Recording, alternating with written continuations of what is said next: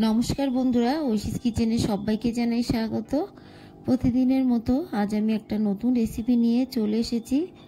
আজ আমি বানাবো মটন বিরিয়ানি।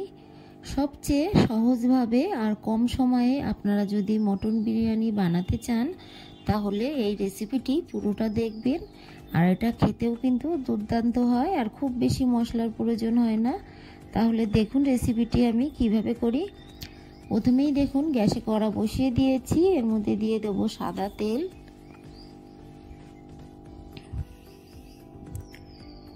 এই তেলটাকে আমি ভালো করে গরম করে নেব।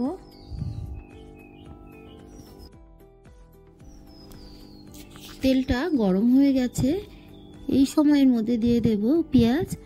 পেঁয়াজগুলোকে আমি কুচি কুচি করে কেটে নিয়েছি। আমি পেঁয়াজের বেরেস্তা বানাবো,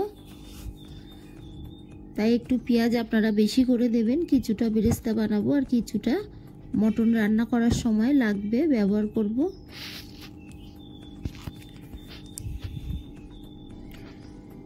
বেশ কিছুক্ষণ নেড়ে এই পেঁয়াজটাকে ভেজে নিতে হবে। এই পেঁয়াজ ভাজার সময় লবণ কিংবা হলুদ কিছুই দেবেন না, তাহলে পেঁয়াজটা খুব সুন্দর করে ভাজা হয়ে যাবে, মচমচে হবে।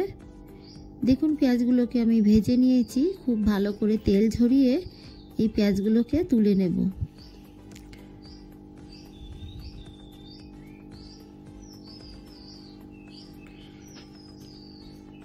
এই তেলের মধ্যে কেটে রাখা আলু দিয়ে দেব।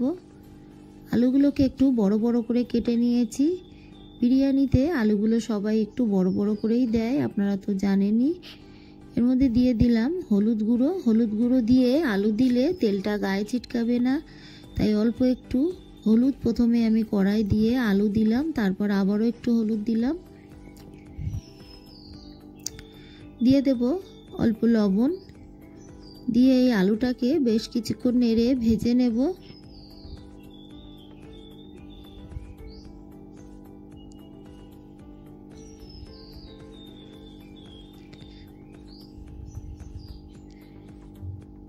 আলুগুলোকে আমি খুব ভালো করে ভেজে নিয়েছি, তারপর তুলে নেব।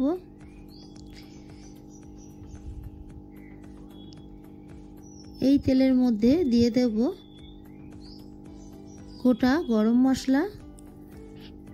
এখানে আছে এলাচ, দারচিনি, লবঙ্গ। দিয়ে দিলাম তেজপাতা। ফোড়নটাকে কয়েক সেকেন্ড আমি একটু নেড়ে নিলাম। এরপর এর মধ্যে দিয়ে দেব আদা রসুন বাটা। আদা রসুন আর দিয়েছি এর মধ্যে দুটো তিনটে কাঁচা লঙ্কা, আর দিয়েছি অল্প একটু গোলমরিচ। দিয়ে মিক্সিতে আমি ভালো করে পেস্ট করে নিয়েছি। এই মশলাটা দিলাম, মিক্সার জার ধোয়া জলটা দিলাম, দিয়ে বেশ কিছুক্ষণ নেড়ে তারপর এর মধ্যে দিয়ে দেব জিরে গুঁড়ো, দিয়ে দেব লাল লঙ্কার গুঁড়ো,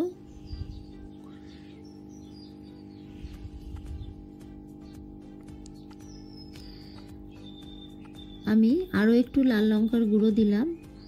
লাল লঙ্কার গুঁড়োটা কম দেওয়া হয়ে গেছিল। এরপর দিয়ে দেব কাশ্মীরি লঙ্কার গুঁড়ো, দিয়ে দেব ধনে গুঁড়ো, দিয়ে ভালো করে নেড়ে মশলাটাকে কষিয়ে নেব।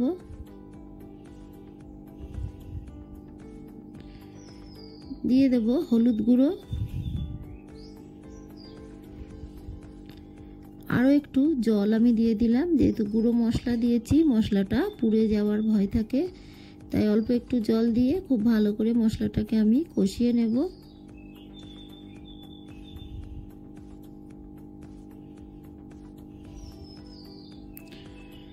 মশলা দিয়ে যতক্ষণ তেল না বেরোবে ততক্ষণ মশলাটাকে আমি কষিয়ে নিয়েছি। তারপর এর মধ্যে দিয়ে দেব মটন। মটনটা আমি আগে লবণ আর দই মাখিয়ে রেখেছিলাম অফ ক্যামেরায়। এখানে আমি 150 গ্রাম টক দই আর লবণ পরিমাণ মতো দিয়ে মাখিয়ে রেখেছিলাম। ভালো করে এই মটনটাকে কষিয়ে নেব।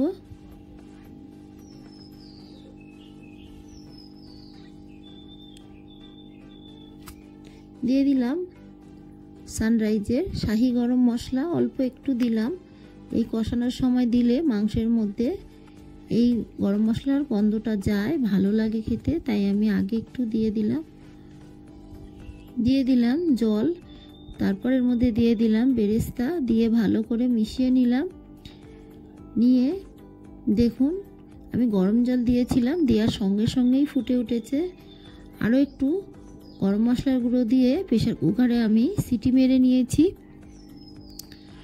এদিকে দেখুন আমি ভাত বসিয়ে দিয়েছি, দিয়ে দিলাম তেজপাতা, দিয়ে দিলাম জায়ফল আছে, জয়িত্রী আছে, স্টার অ্যামিনো আছে, গোটা গরম মশলা আছে সাহা জিরে, সাহা মরিচ, আর আছে গোলাপের পাপড়ি। এর মধ্যে 1 টিস্পুন ভিনিগার আর লবণ দিলাম, দিয়ে ভালো করে মিশিয়ে নিলাম। আপনাদের বাড়িতে যদি লেবু থাকে তাহলে আর ভিনিগার দেবেন না, একটু লেবুর রস দিলেই ভাতটা দেখবেন ঝরঝরে হবে। অল্প একটু সাদা তেলও আমি এর মধ্যে দিয়েছিলাম। ভাতটা যখন 80% হয়ে যাবে সেই সময় আমি ভাতটা নামিয়ে নেব। ভাতটা হয়ে গেছে 80%, ভাতটা নামিয়ে নিয়েছি। তারপর এদিকে দেখুন প্রেসার কুকারের আমি ঢাকনাটা খুলে মটনগুলোকে তুলে নেব। মটনের গ্রেভিটা প্রেসার কুকারেই রেখে দিয়েছি, শুধু মটনগুলোকে তুলে নিয়ে তারপর ভেজে রাখা আলুগুলো দিলাম, দিয়ে প্রেসারে আমি ঢাকনা লাগিয়ে আরও কটা সিটি মেরে নেব। আমি আরও 3টে সিটি মেরে নেব। 3টে সিটি মারলে আলুটা খুব সুন্দরভাবে সেদ্ধ হয়ে যাবে। আলুটা সেদ্ধ হয়ে গেছে। তারপর দেখুন একটা বড় হাঁড়ি নিয়েছি, তার মধ্যে অল্প একটু আমি ঘি তলায় দিয়ে দিলাম। তারপর আমি মটন দিয়ে দেবো কিছুটা।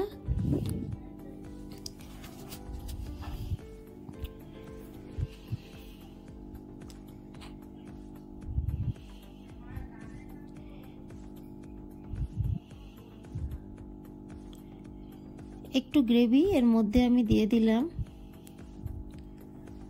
এরপর দিয়ে দেব রাইস বা ভাত, অর্ধেকটা ভাত আমি এর মধ্যে দিয়ে দিলাম। দিয়ে দেখুন হাত দিয়ে খুবই গরম, তাই হাত দিয়ে হালকা হাতে আমি পাতিয়ে দিলাম। তারপর দিয়ে দিলাম লবণ, দিয়ে দিলাম চিনি,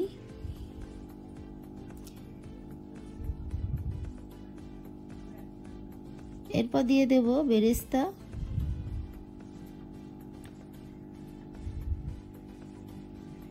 দিয়ে দিলাম বিরিয়ানি মশলা। আমি এভারেস্টে বিরিয়ানি মশলা এর মধ্যে দিয়ে দিলাম। এরপর দিয়ে দেবো দুধ, এর মধ্যে গোলাপ জল, কেওড়ার জল, মিঠা আতর আমি একসঙ্গে মিশিয়ে রেখেছিলাম, সেটার অর্ধেকটা দিয়ে দিলাম। দেওয়ার পর আবারও আমি মটনগুলো দিয়ে দেব। প্রথম লেয়ার দেওয়া হয়ে গেল, দ্বিতীয় লেয়ার এই একইভাবে আমি দিয়ে দেব। মটনগুলোকে দিয়ে তারপর এর মধ্যে দিয়ে দিলাম আলু,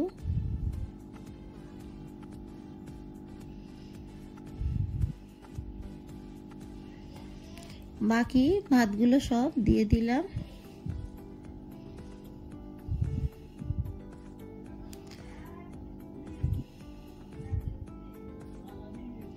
বাকি ভাতগুলোকে দেওয়ার পর এর মধ্যে দিয়ে দিলাম পেঁয়াজের বেরেস্তা, বাকি যে দুধটা ছিল সেই দুধটা দিয়ে দিলাম একটা বাটিতে। এর মধ্যে দিয়ে দিলাম লবণ, দিয়ে দিলাম চিনি,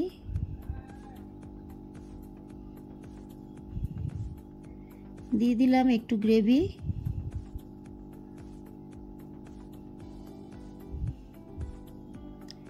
দিয়ে দেব ঘি।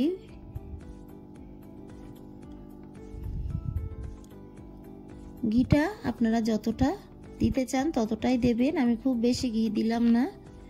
ঢাকা চাপা দিয়ে এইভাবে আমি লো ফ্লেমে রেখে দেব 10 মিনিট, খুব বেশি আমি রাখবো না, 10 মিনিট রাখলেই হয়ে যাবে বিরিয়ানিটা। দেখুন 10 মিনিট পর আমি ঢাকাটা খুলে আপনাদের দেখাচ্ছি। 10 থেকে 15 মিনিট আমি রেখেছিলাম। 15 মিনিট পর ঢাকাটা খুলে দেখাচ্ছি বিরিয়ানি দেখুন কতটা ঝরঝরে হয়েছে, আর খেতেও কিন্তু দারুণ লাগে। আর এই বিরিয়ানি বানানোর প্রসেসটা খুবই সহজ, বাড়িতে একবার বানিয়ে দেখবেন, আপনাদের কেমন লাগলো আমাকে কমেন্ট করে জানাবেন। রেসিপিটি ভালো লাগলে প্লিজ আমার চ্যানেলটিকে সাবস্ক্রাইব করে পাশে থাকা বেল আইকনটি ক্লিক করে দেবেন, তাহলে আমি যখন কোনো নতুন ভিডিও ছাড়বো আপনাদের কাছে পৌঁছে যাবে।